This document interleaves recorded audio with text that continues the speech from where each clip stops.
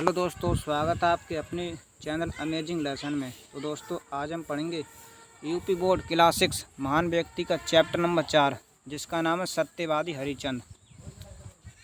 दोस्तों, इनके नाम से ही पता चलता है कि ये कौन हरिचंद थे। दोस्तों, बहुत सत्य के हरिचंद थे। दोस्तों, पहले ये दुआ पढ़ लेते हैं। दुआ चंद टरे सूरज टरे टरे जगत विहार, पैदृढ़ श्री हरिचंद को न टरे सत्य विचार। दोस्तों, ये दुआ का मतलब यह है कि चाहे चंद टरे, चाहे सूरज टरे, चाहे द्वार टरे, पर राजा हरिचंद का सत्य विचार कभी नहीं टरता है। दोस्तों, चलिए चैप्टर स्टार्ट करते हैं। सत्य की चर्चा जब की जाए, महाराज हरिचंद का नाम जरूर लिया जाता है। दोस्तों, जब सत्य की चर्चा जब भी की जाए तो राजा हरिचंद का नाम अवश्य लिया जाता है। हरिचंद इसको वंश के प्रसिद्ध राजा थे। दोस्तों, हरिचंद थे इसको बासुक वंश के प्रसिद्ध राजा थे। इनकी पत्नी का नाम तारामती तथा पुत्र का नाम रोहतास था। दोस्तों, इनकी पत्नी थी उनका तारामती और इनके पुत्र का नाम रोहतास था। तारामती को कुछ लोग सैब्या भी कहते थे। जो तारामती थी, इन्हें कुछ लोग सैब्या भी कहते थे। महाराज हरिचंद की सत्यवादी और त्याग के सर्वद चर्चा थी। जो महाराज हरिचंद थे, उनकी सत्यवादी और त्याग की चर्चाएं होती करती थीं। महर्षि विश्वामित्र ने हरिचंद की परीक्षा लेने का निश्चय किया। दोस्तों, जो महर्षि विश्वामित्र थे, उन्होंने राजा हरिचंद की परीक्षा लेने का निश्चय किया। दोस्तों, चलते हैं नेक्स्ट पैराग्राफ पे आगे। दोस्तों, मैं नेक्स्ट पैराग्राफ पे आ चुका हूँ। रात्रि में महाराज हरिचंद के स्वप्न देखा। एक दिन रात्रि में महाराज हरिचंद ने सपना देखा कि कोई तेजस्वी ब्राह्मण राजभवन में आया है। उन्हें बड़े आदर से बैठाया। उनके सपने में कोई तेजस्वी ब्राह्मण उनके आश्रम में आया और राजा हरिचंद्र ने बड़े आदर से बैठाया। उनका यथेष्ट आदर सत्कार लिया, उनका आदर और सम्मान किया। हरिचंद ने सपन में ही इस ब्राह्मण को अपना राजदान में दे दिया। दोस्तों, राजा हरिचंद थे, उन्होंने सपने में इस ब्राह्मण को अपना राजदान में दे दिया। दोस्तों, ये हाईलाइट कर दे, इम्पोर्टेंट है ना, हाईलाइट कर दे रहा हूँ मैं। जगने पर महाराज इस सपने को भूल गए। जो राजा महाराज हरिचंद थे, वो जगे तब ये सपन को भूल गए। दूसरे दिन महर्षि विश्वामित्र उनके दरबार में आए। जब दूसरा दिन हुआ तो महर्षि विश्वामित्र उनके दरबार में आए। उन्होंने महाराज को सपन के दिए दान को याद दिलाई। उन्होंने महाराज हर्षवर्धन को व महाराज हरिचंद को सपन में दिए दान की याद दिलाई। ध्यान करने पर महाराज को स्वप्न की सारी बात याद आ गई और उन्होंने इस बात की स्वीकार कर लिया कि विश्वामित्र ने राजा से दक्षिण मांगी। दोस्तों, जब उन्होंने ध्यान दिलाया तो महाराज हरिचंद को यह बात सब याद आ गई और उन्होंने सपन में दक्षिण मांगने की बात भी कही। राजा ने मंत्री से दक्षिण देने को राजकोष मुद्रा लेने को कहा था। जो राजा हरिचंद थे, उन्होंने दक्षिण देने से पहले उन्हें मुद्रा लेने को भी कहा था। विश्वामित्र क्रोध हो गए। जो विश्वामित्र थे, क्रोध का मतलब होता है नाराज हो गए। विश्वामित्र क्रोध हो गए। उन्होंने कहा, सारा राज तुमने दान में दे दिया, तुम्हारा राज को कैसे रहा।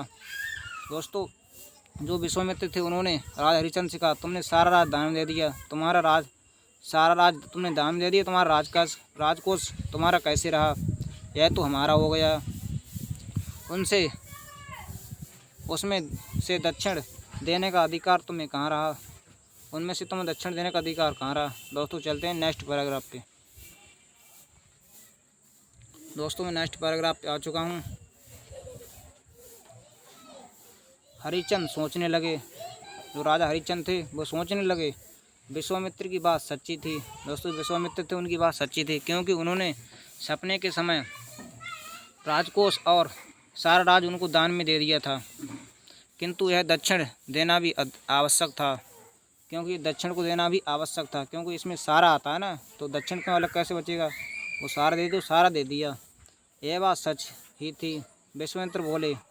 विश्वामित्र दोस्तों बोल पड़े, तुम हमारा समय व्यर्थ में नष्ट कर रहे हो। यदि तुम्हें दक्षिण नहीं देनी है तो साफ साफ कह दो।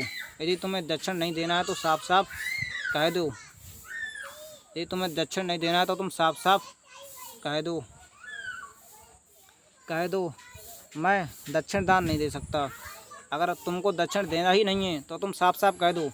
जो विश्वामित्र थे उनसे राजा हरिश्चंद्र से बोले, अगर तुम्हें दक्षिण नहीं देना है तो तुम साफ साफ कह दो मैं दक्षिण नहीं दे सकता हूँ।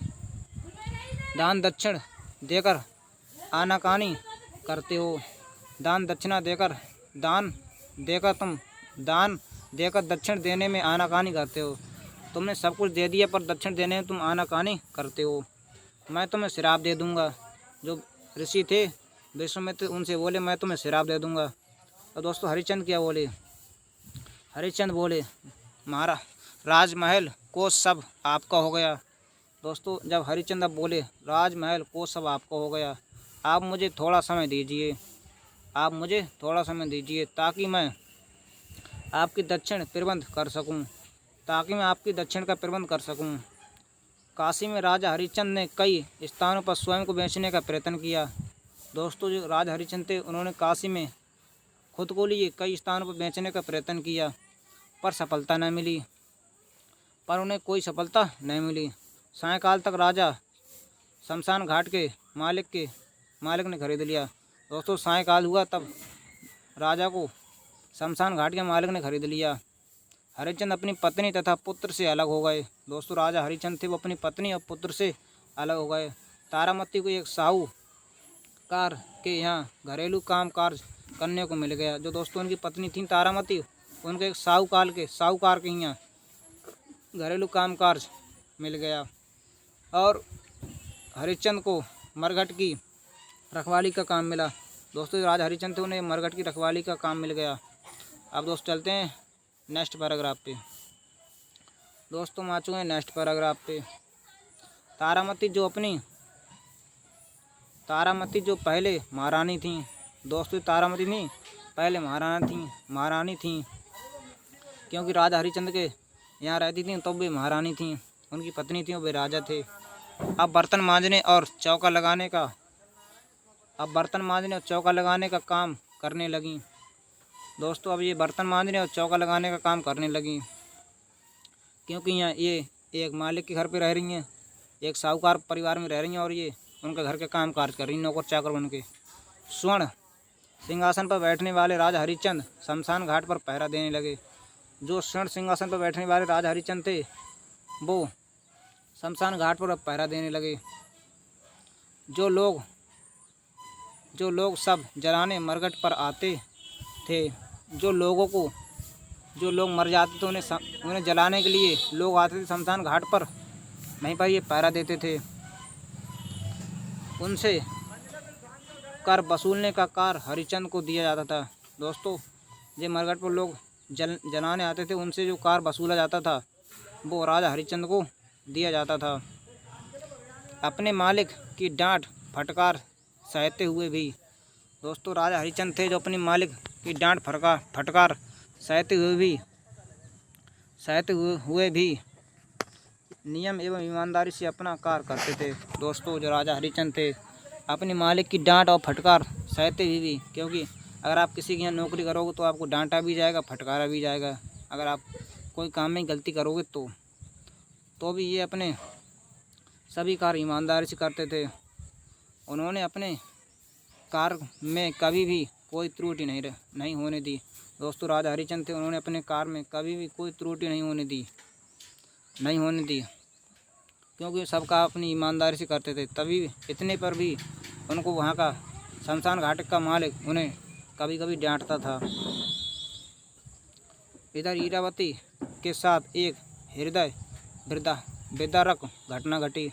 दोस्तों ये इधर ईरावती एक साहूकार परिवार में घर का कामकाज करती थी, चौका बासन। उनके साथ एक घटना घटी। उनके साथ पुत्र रोहताज भी रहता था। दोस्तों महारानी के साथ इनका पुत्र हरिश्चंद्र का पुत्र रोहताज भी रहता था। दोस्तों आज की वीडियो में इतना ही। अगर आपको आज वीडियो पसंद आई तो लाइक कीजिए। मिलेंगे नेक्स्ट वीडियो में, तब तक के लिए थैंक्स फॉर वॉचिंग वीडियो।